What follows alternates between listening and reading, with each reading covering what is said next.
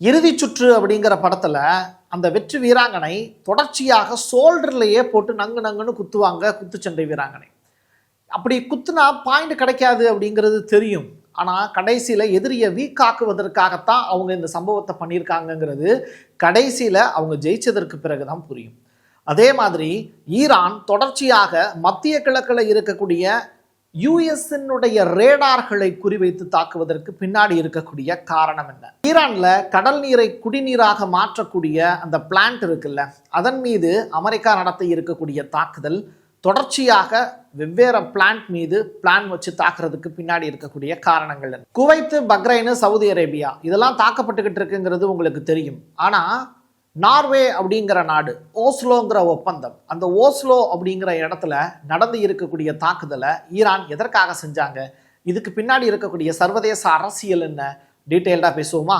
வாங்க பார்க்கலாம் உறவுகளே. இது பிரசாத் சிக்னேச்சர். உங்களுடைய தொழில் சம்பந்தமான விளம்பரங்களை நமது சேனலில் ஒளிபரப்ப உங்களுக்கான அருமையான வாய்ப்பு. Prasad signature media broadcasting private limited. நீங்க நியூஸ் ரீடரா மாறணுமா? கண்டென்ட் கிரியேட்டரா உருவாகணுமா? சேட்டலைட் சேனல்ல ரிப்போர்ட்டரா வேலை பார்க்கணுமா?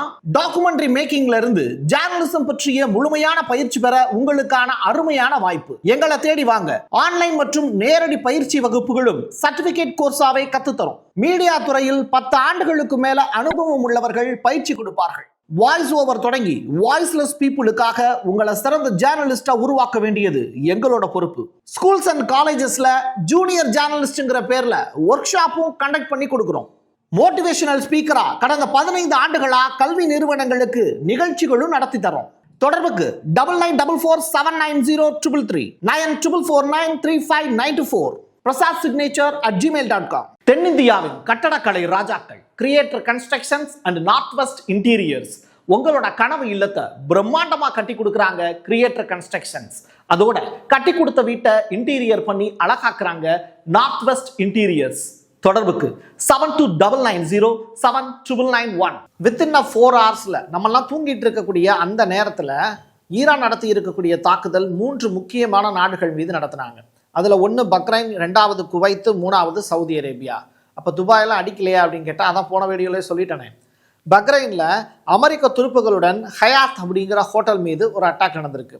குவைத்தில் எரிபொருள் கிடங்குகள் மற்றும் உயரமான கட்டடங்களில் அட்டாக் நடந்திருக்கு. அது மட்டும் இல்லை, ஈரான் சவுதி அரேபியாவினுடைய எண்ணெய் சுத்திகரிப்பு ஆலை மீது தொடர்ச்சியாக தாக்குதல் நடத்தினாங்க. சவுதி அரேபியா இதனால் கோவப்பட்டு உங்கள் மீது வார் தொடுப்பதற்கான வாய்ப்பு இருக்குது, ஜாக்கிரதையாக இருங்கிற எச்சரிக்கையும் கொடுத்தாங்க. ஒருபுறம் பெஜஸ்கியான் ஈரானுடைய பிரசிடென்ட் அவர்கள் மிடில் ஈஸ்ட்ல இருக்கக்கூடிய எங்களுடைய சகோதர நாடுகள் மீது நாங்கள் யுத்தம் புரிய விரும்பவில்லை, ஏற்கனவே நடத்தப்பட்ட தாக்குதலுக்கு மன்னிப்பு கோருகிறோம் அப்படிங்கிற ஸ்டேட்மெண்ட்டை சொன்னதற்கு பின்னாடி தொடர்ச்சியாக நடந்து வரக்கூடிய தாக்குதல்கள் ஈரான் இது எல்லாத்தையும் சும்மா தான் சொல்லிட்டு செய்யறது வேற ஒன்று செய்கிறாங்கங்கிறது மட்டும் புரியுது. சவுதி அரேபியாங்கிற நாட்டை சொன்னேன். அதே மாதிரி குவைத்தில் எரிபொருள் கிடங்குகள், ஈரானோட ட்ரோன் குவைத்தினுடைய சமூக பாதுகாப்பு கட்டடம் ஒன்று இருக்கு, அந்த இடத்துல ஒரு பெரிய அட்டாக்கை நடத்தியிருக்காங்க.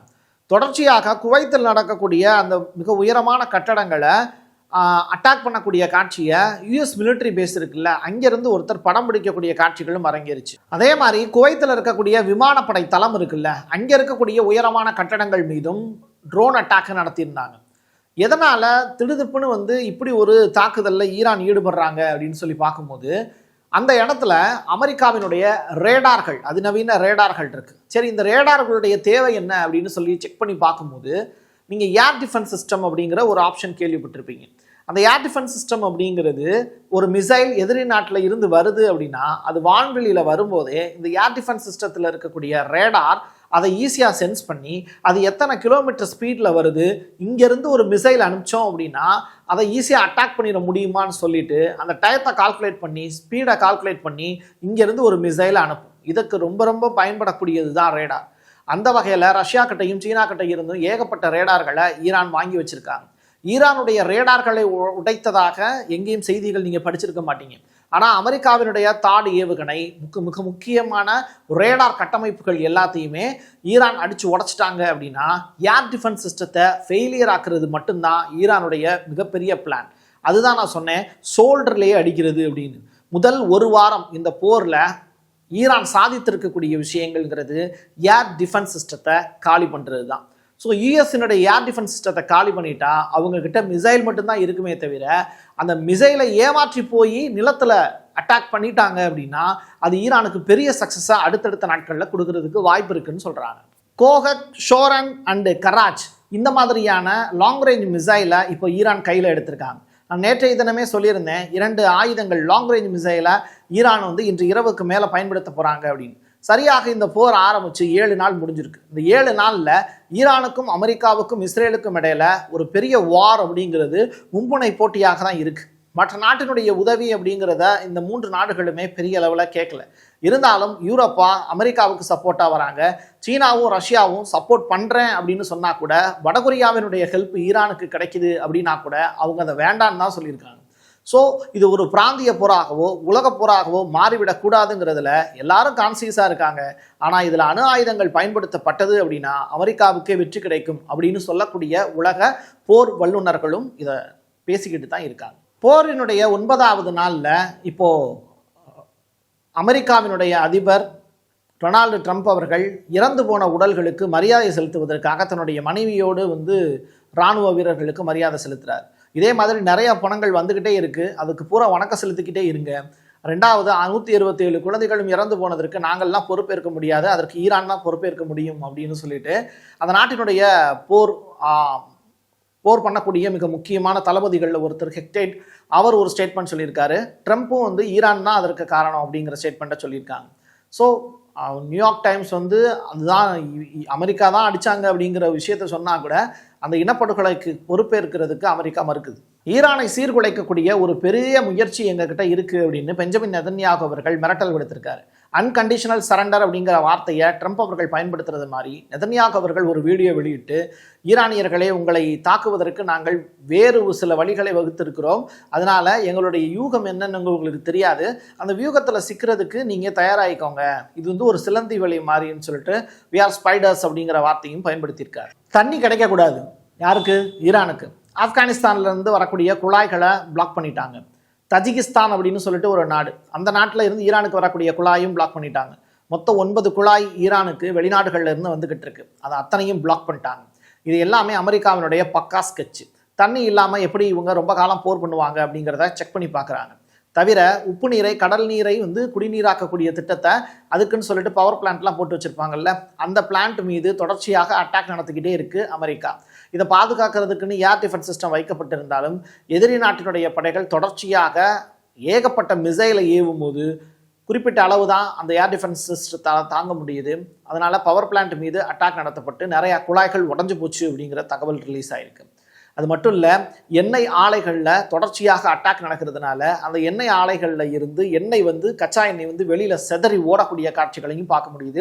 இதில் கழிவு நீருடைய சேதம் அப்படிங்கிறது தெருக்களில் ஓடக்கூடிய காட்சிகளும், எண்ணெய் ஆறாக ஈரானுடைய தெருக்களில் ஓடக்கூடிய காட்சிகளையும் பார்க்க முடியுது. இப்படி எண்ணெய் ஆலைகள் மீது நடத்தக்கூடிய தாக்குதல் அப்படிங்கிறது ஈரானில் மட்டும் கிடையாது, இஸ்ரேல்லையும் ஈரானுடைய அட்டாக் மூலிமா ஏகப்பட்ட பாதிப்புகள் ஏற்பட்டிருக்கு. என்பிசி அப்படிங்கிற செய்தி சேனலில் லைவ் டெலிகாஸ்ட் ஒன்று ஓடிக்கிட்டு இருக்கு. அப்போது டெல்லவீவ் நகரத்தில் இருக்கக்கூடிய ஒரு கட்டடம் சாதாரணமாக நிற்கிது. இரவு நேரத்தில் ஈரானுடைய ட்ரோன் ஒன்று அதிபயங்கரமாக வருது. அது டைரக்டாக டெல்லவீவினுடைய அந்த முக்கியமான கட்டடத்தின் மீது தாக்குதலை நடத்தியிருக்கு. இதில் அந்த கட்டடத்திலிருந்து புகையும் தீயும் வெளியாகக்கூடிய காட்சிகளையும் பார்க்க முடியுது. இதை லைவ் டெலிகாஸ்ட்டில் இது நடந்து முடிஞ்ச உடனே என்பிசி அந்த நியூஸை கட் பண்ணியிருக்காங்க. ஓஸ்லோ ஒப்பந்தம் எல்லாருக்கும் தெரிஞ்ச ஒரு விஷயம், சரியா? அப்படிப்பட்ட ஓஸ்லோ ஒப்பந்தம் அப்படிங்கிற நடந்த இடம் அப்படிங்கிறது நார்வே, ரைட்டா? இப்போ இந்த நார்வேல இருக்கக்கூடிய ஓஸ்லேங்கிற இடத்துல மிக முக்கியமான ஒரு கட்டடத்தின் மீது தாக்குதல் நடத்தியிருக்காங்க ஈரான். தொடர்ச்சியாக ஈரான் நடத்தி இருக்கக்கூடிய தாக்குதல் அண்டை நாடுகளை தாண்டி நார்வே வரைக்கும் நீண்டிருக்கு அப்படிங்கிறது ஆச்சரியத்திலும் ஆச்சரியம். இது தொடர்பாக நார்வே அரசு எந்த தகவலும் சொல்லலை, ஆனால் இது உண்மைதான் அப்படிங்கிறது தொடர்பான காட்சிகள் பதிவாயிட்டே இருக்கு. இது சம்பந்தமாக சேட்டலைட் சேனல்களும் சில நியூஸை கவர் பண்ணியிருக்காங்க. பாக்தாத்தில் அமெரிக்க தூதரகம் இருக்குது, எங்கே? ஈராக்கில். அங்கே கத்திக்ஷா அப்படிங்கிற அந்த ராக்கெட்டுகளை பயன்படுத்தி ஈரான் தொடர்ச்சியாக தாக்குதலை நடத்திக்கிட்டு இருக்காங்க. ஈராக்கினுடைய வான் பரப்பு அப்படிங்கிறது ஈரானுக்கு சொந்தமானது அல்ல, ஆனால் அது ஓப்பனில் இல்லாட்டியும் கூட தொடர்ச்சியாக ஈராக் மீது அவங்க தாக்குதலை நடத்திக்கிட்டு இருக்காங்க. ஈராக்கினுடைய பிரைம் மினிஸ்டர் இது சம்பந்தமாக எந்த ஒரு எதிர்ப்புமே அவர் தெரிவிக்கவே இல்லை. ஜோர்டான் அரசோ இல்லை குவைத்தோ பக்ரைனோ துபாயில் இருக்கக்கூடிய UAE அரசோ இவங்கெல்லாம் எதிர்ப்பு தெரிவித்தாங்க. சவுதி அரேபியா கூட எதிர்ப்பு தெரிவித்தாங்க. ஆனால் ஈராக் மீது தாக்குதல் நடத்துவதற்கு ஈராக்கினுடைய பிரைம் மினிஸ்டர் எந்த எதிர்ப்பும் ஈரானுக்கு தெரிவிக்காமல் இருப்பது ஆச்சரியத்திலும் ஆச்சரியம். காரணம் என்னன்னா, ஈராக் வழியாக தான் குட்ஸ் அப்படிங்கிற படை, குர்திஸ்தான் நாடு கேட்டு வரக்கூடியவங்க ஈரானுக்குள்ள நுழைய ட்ரை பண்ணுறாங்க. ஸோ அதை தடுத்து நிறுத்துறதுக்கு சத்தமே இல்லாமல் வான் பாதுகாப்பை மட்டும் ஓப்பன் பண்ணி விட்டுட்டோம் அப்படின்னா அவங்களை எளிமையாக ஈரானால் அட்டாக் பண்ண முடியுங்கிறது தான் ஈராக் வகுக்கக்கூடிய வியூகமாக பார்க்கப்படுது. ஈரானுடைய அப்பாஸ் அராக்கி அவர் முக்கியமான பேட்டி ஒன்று கொடுத்துருக்காரு. தொடர்ச்சியாக ட்ரம்ப் அவர்களும் நெதன்யாகு அவர்களும் டிவி மீடியாக்களில் எங்களை ஒட்டுமொத்தமாக அழிச்சிருவோன்னு 47 வருஷமாக சொல்லிக்கிட்டே இருக்காங்க. ஆனால் அவங்களால எங்களோட புடுங்க கூட முடியல அப்படிங்கிற மாதிரி சூப்பரான ஒரு ஸ்டேட்மெண்ட்டையும் சொல்லியிருக்காரு. அதே நேரத்தில் நாங்கள் சதாம் ஹுசேன் கிட்ட இவங்க 8 ஆண்டு காலம் பயங்கரமாக போர் பண்ணாங்க ஈராக்கில். அது எல்லாமே என்ன எடுக்கிறதுக்கு தான். அதே மாதிரி ஈரான் அவங்க கூட வர்த்தகம் பண்ண முடியாது அப்படின்னு சொன்ன காரணத்தினால எங்கே அமெரிக்காவில், அதனால தான் எங்கள் மேலே இவ்வளோ பெரிய போரை நடத்திக்கிட்டு இருக்காங்களே தவிர நாங்கள் அணுகுண்டுகளில் வச்சுருக்கல. எங்களுக்கு தேவையான ஆயுதங்களை மட்டும்தான் உற்பத்தி பண்ணி வச்சுருக்கோம். நாங்கள் ஆயுதங்கள் வச்சுருக்கோம் அப்படின்னா அது எங்களுடைய உரிமை. அதே மாதிரி அமெரிக்கா கிட்ட இல்லாத ஆயுதங்களா, இஸ்ரேல் கிட்ட இல்லாத ஆயுதங்களா, இவங்கெல்லாம் எதுக்கு ஆயுதங்கள் வச்சுருக்காங்க? அவங்கெல்லாம் ஆயுதங்கள் வச்சுருக்கணும். நாங்கள் ஆயுதங்கள் தயாரிக்கக்கூடாது அப்படின்னு சொன்னால் அதற்கான சுய உரிமையும் தற்காப்புக்கான தேவைகளும் எங்களுக்கு இருக்கா இல்லையா? அடித்தா நாங்கள் எவ்வளவு நாள் வழியை தாங்கிட்டே இருக்க முடியும்? நாங்கள் திருப்பி அடிக்கிறதுக்கான வாய்ப்பும் எங்களுக்கு இருக்குது. அதை நாங்கள் உருவாக்கிக்கிறதுக்கு தடுக்கிறதுக்கு உலகத்தில் எந்த நாட்டுக்கும் தகுதியே கிடையாது. அதை சொல்வதற்கான வார்த்தைகளும் உங்களுடையதல்ல அப்படிங்கிற ஸ்டேட்மெண்ட்டையும் ஈரானுடைய அப்பாஸ் அராக்கி நான் கூடுதலாக சொல்லியிருக்கேன். ஆனால் அவர் சொன்ன கண்டென்ட் இதுதான், ரைட்டா? அதனால் தொடர்ச்சியாக இஸ்ரேல் மீதும் அமெரிக்கா மீதும் நாங்கள் போர் தொடுப்போம் அப்படிங்கிற ஸ்டேட்மெண்ட்டையும் அவர் பதிவு செஞ்சுக்கிட்டு தான் இருக்காரு. போர் நிறுத்தத்திற்கான வாய்ப்பு இல்லைங்கிறதையும் சொல்லியிருக்காரு. ட்ரம்ப் ஒருபடி மேலே போய் 8 நாடுகள் மீது போர் தொடுத்துக்கிட்டு இருக்கேன், அடுத்ததாக 9வது நாடு மீது போர் தொடுக்க போகிறேன், அந்த நாட்டினுடைய பேர் தான் கியூபா. கியூபா அப்படிங்கிறது பல காலமாக ஒரு கெட்ட சித்தாந்தத்தை ஃபாலோ பண்ணிக்கிட்டு இருக்காங்க. இது கம்யூனிசங்கிறது கெட்ட சித்தாந்தமா? ஆமாடா, ஏதோ எனக்கு 2 இட்லி இருக்குது அப்படின்னா ஒரு இட்லியை நான் சாப்பிட்டுட்டு இன்னொருத்தருக்கு இட்லியை கொடுக்கறது தான் கம்யூனிசம் அப்படின்னு ஒரு படத்தில் சொல்லுவாங்க. தனக்கு போக இன்னொருத்தனுக்கு கொடுக்கறதுங்கிறது அது தப்பு அப்படின்னு சொல்கிறாரு ட்ரம்ப். சரி, அதுக்குள்ளே நம்ம போக விரும்பலை. ஆனால் கியூபா அப்படிங்கிற நாடு அமெரிக்காவுக்கு அப்படி என்ன துரோகம் பண்ணுச்சு அப்படின்னு கேட்டால் ஒன்றுமே பண்ணல. தற்சார்பு பொருளாதாரத்தில் சிறந்து விளங்கினாங்க. அது ஒன்று தான் அவங்க பண்ண பெரிய தப்பு. அமெரிக்காவோட உறவு வச்சுக்க மாட்டேன்னு சொன்னாங்க, அதுதான் அவங்க பண்ண பெரிய தப்பு. வடகொரியாட்ட அணு ஆயுதம் இருக்குது, அதனால் அவங்க என்ன பேசினாலும் அமெரிக்கா கண்டுக்க மாட்டாங்க. கியூபாட்ட அணு ஆயுதம் இல்லை, அதனால் அடிக்கிறாங்க. இப்போது அந்த நாட்டின் மீது போர் தொடுக்க போகிறோன்னு சொல்கிறாங்க. கியூபாவில் பணம் இல்லை, அந்த மக்களிடத்தில் எந்த மகிழ்ச்சியும் இல்லை, கியூபாவில் நிம்மதி இல்லை. அதனால் மக்களிடத்தில் நிம்மதி பெருமூச்சை விடுவதற்கு நாங்கள் வாய்ப்பளிக்க போகிறோம் போர் மூலியமாக அப்படிங்கிற ஸ்டேட்மெண்ட்டை ட்ரம்ப் சொல்லியிருக்காரு. ஊழப்பை உள்ள இது சும்மாவே இருக்காது போல், ஏதாவது ஒரு வேலை பார்த்துக்கிட்டே தான் இருக்கும் அப்படிங்கிற மாதிரி தான் தெரியுது. நம்மளை நிம்மதியாகவே வாழ விட மாட்டாங்க போல் இந்த மாதிரியான ஏகாதிபத்திய சிந்தனை இருக்கிறவங்க அப்படின்னு தான் நமக்கு புரியுது. உலகம் முழுவதும் இருக்கக்கூடிய தாய் தமிழ் உறவுகள் நிறையா பேர் கால் பண்ணுறீங்க, நிறையா கால் என்னால் அட்டன் பண்ண முடியல. நிறையா உதவிகள் நீங்கள் கேட்டிருந்தீங்க. எம்பசி மூலியமாக அதற்குண்டான வேலைகளை செய்யுங்க அப்படின்னுங்கிறத அட்வைஸை நம்ம கொடுத்துருக்கோம். தொடர்ச்சியாக இந்தியன் எம்பசியோட டைப்லேயே இருங்க. எந்த நாடுகளில் இருந்தீங்கனாலும் கண்டிப்பாக அவங்க உங்களுக்கு உதவி செய்கிறதுக்கான வாய்ப்பு இருக்குது. அரசை நம்புங்கள், அரசாட்சியை நம்புங்கள், நம்ம ஜனநாயகத்தை நம்புங்க, அது நிச்சயமாக உங்களை காப்பாற்றும் அப்படின்னு சொல்லி தான் என்னால் நிறைவு செய்ய முடியும். என் கையெழுத்து என் மக்களுக்கான உறவுகளை மீண்டும் ஒரு பதிவில் சந்திக்கலாம். நன்றி, வணக்கம். தென்னிந்தியாவின் கட்டடக்கலை ராஜாக்கள் creator constructions and north west interiors உங்களோட கனவு இல்லத்தை பிரம்மாண்டமா கட்டி கொடுக்குறாங்க கிரியேட்டர் கன்ஸ்ட்ரக்ஷன்ஸ். அதோட கட்டி கொடுத்த வீட்டை இன்டீரியர் பண்ணி அழகாக்குறாங்க நார்த் வெஸ்ட் இன்டீரியர்ஸ். தொடர்புக்கு 7290799991. உங்களுடைய தொழில் சம்பந்தமான விளம்பரங்களை நமது சேனலில் ஒளிபரப்ப உங்களுக்கான அருமையான வாய்ப்பு.